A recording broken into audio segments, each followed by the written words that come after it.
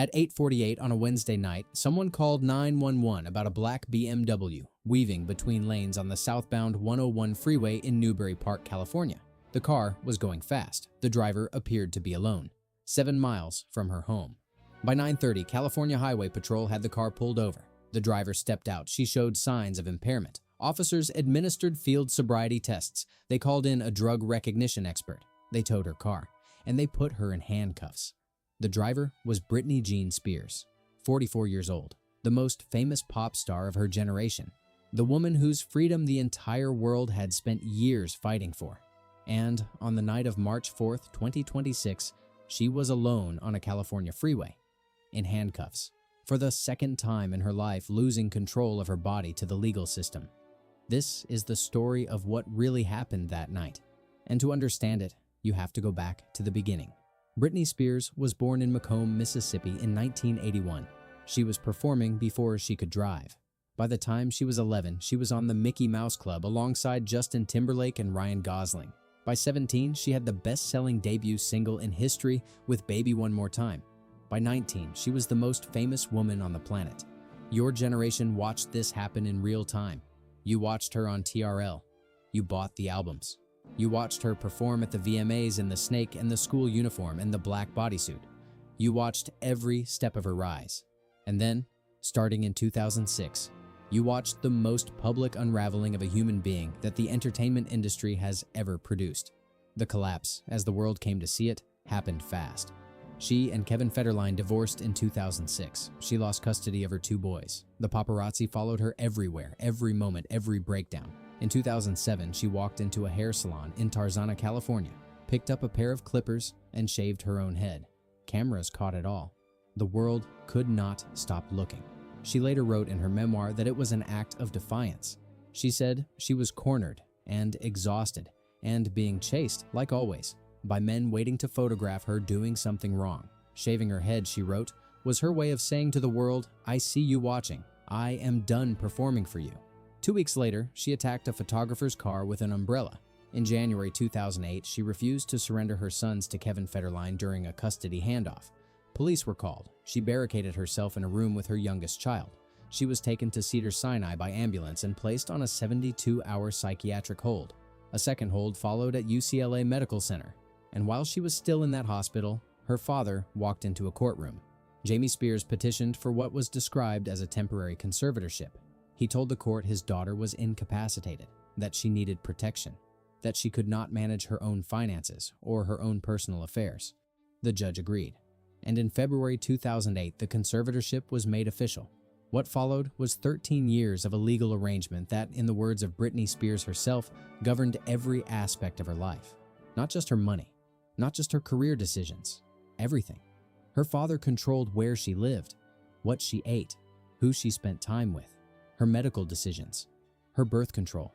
She revealed in court testimony that she was forced to have an IUD inserted and was not allowed to remove it even when she wanted to have more children. She said she was not allowed to drink coffee. She was drug tested regularly. She said that every decision, from the clothes she wore to the people allowed in her home, required his approval. She was not a child. She was a grown woman in her late 20s and 30s, and she had no legal authority over her own life. And here is the part that should make every single person watching this furious. During those 13 years, Britney Spears worked constantly. She recorded 4 studio albums. She headlined a Las Vegas residency called Piece of Me that ran for 4 years and grossed $138 million. She won awards. She performed hundreds of shows. She generated tens of millions of dollars. She once told a judge, "It makes no sense for the state of California to watch me make a living for so many people and be told I am not good enough."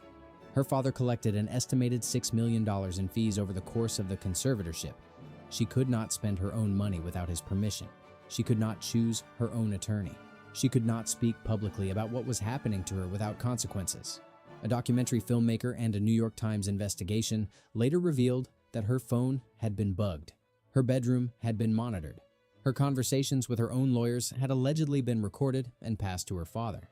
When she finally stood up in a courtroom in June 2021 and spoke directly to a judge for the first time, the world held its breath.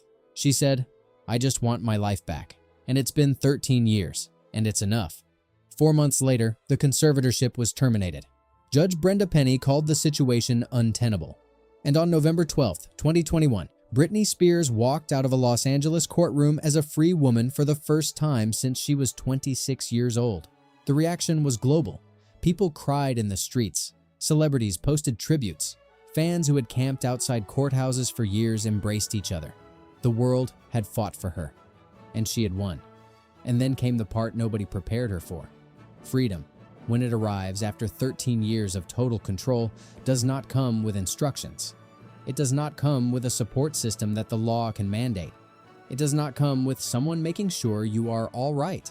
It comes alone. In the years after the conservatorship ended, Britney Spears existed largely through her Instagram page. She posted constantly, videos of herself dancing alone in her Thousand Oaks home, spinning through rooms in flowing dresses, late at night, music playing. The public watched and debated whether she seemed happy or whether something was wrong.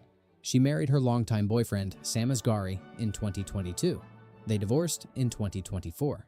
Her two sons, now adults, had reportedly become estranged from her. Her relationship with her mother and sister had been publicly fractured for years. She published her memoir, The Woman in Me, in 2023. It became one of the fastest-selling celebrity memoirs in history. Millions of people read what she had lived through. And then the news cycle moved on. In February 2026, just weeks before the arrest, Britney sold the rights to her entire music catalog to a publishing company called Primary Wave. The deal was reported to be worth approximately $200 million. Every song she had ever recorded. Baby One More Time, Toxic, Womanizer, Every Time, all of it, gone from her ownership, converted into a lump sum payment. Industry sources described it as a landmark transaction, a smart financial move in a hot market for music catalogs. And 3 weeks later, at 8:48 on a Wednesday night, someone called 911 about a black BMW weaving on the 101. The details that emerged in the hours and days after the arrest paint a picture of someone who had been quietly struggling for longer than the public knew. Sources told Us Weekly that pills, not alcohol, are her real vice, that she started falling back into old habits after the conservatorship ended and she no longer had to submit to regular drug testing, that she had dismissed her sober coaches in the period leading up to the arrest, that she had been spending extended periods of time in Mexico, away from her support system, appearing in videos posted to Instagram that raised concerns among people who knew her. Her last Instagram post before the arrest carried a caption that reads differently now than it did then. She wrote, "Song representing fragility. Be careful, my friends, when dealing with the Queen of Hearts." The next morning, her Instagram account was gone. Officers booked Britney Spears into the Ventura County pretrial detention facility at 3:02 in the morning. She was released at 6:07 a.m. Her car had been towed. She was alone. She was scheduled to appear in court on May 4th, 2026. Chemical blood test results were still pending, with reports indicating that Adderall had been found in her possession and that the full toxicology picture would determine whether charges escalate beyond a standard misdemeanor DUI. Her representative issued a statement that same morning. It read, "This was an unfortunate incident that is completely inexcusable. Britney is going to take the right steps and comply with the law, and hopefully this can be the first step in long overdue change that needs to occur in Britney's life." Her loved ones, the statement said, are going to come up with an overdue needed plan to set her up for success for well-being. Read that sentence again. Her loved ones are going to come up with a plan. Not Britney. Her loved ones. For a woman who spent 13 years fighting in court for the right to make her own plans, that language lands hard. Sources close to her said she was terrified of what the arrest might mean. Not just the legal consequences, though those are real. A first offense DUI in California typically carries probation, fines, and a mandatory education course. But if the toxicology results show something more serious, charges can escalate. And for a woman whose entire conservatorship was justified on the basis of substance use and mental health concerns, the thought of that door being opened again is, by all accounts, her worst fear. Reports emerged that she was gripped with anxiety about whether this arrest could lead to forced rehabilitation, incarceration, or something far worse in her mind. The possibility of a conservatorship returning, the same legal structure that controlled her life for 13 years. The same system she described in court as abusive and in her memoir as a soul-crushing arrangement that stripped her of her humanity. She compared life under the conservatorship to prison. She said, "At least in jail, there's a time you're going to get out. She got out. And then the people who were supposed to be there on the other side were not, or were not enough, or left, or drifted away, and she was alone on a highway at 9:30 at night. Here's the truth that nobody in Hollywood talks about. The entertainment industry builds people up when they are useful and abandons them when they are not. It watched Britney Spears at 15, at 17, at 19, and it saw a product.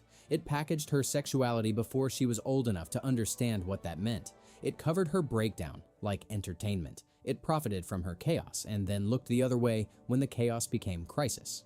The conservatorship was a legal overcorrection built on a system that had already failed her long before 2008. A 26-year-old woman should not lose all legal autonomy because she was photographed making bad decisions. People make bad decisions. People fall apart. People ask for help in ways that look like screaming rather than speaking. She asked for help for years. She got control instead. And when the control ended, the help did not arrive to replace it.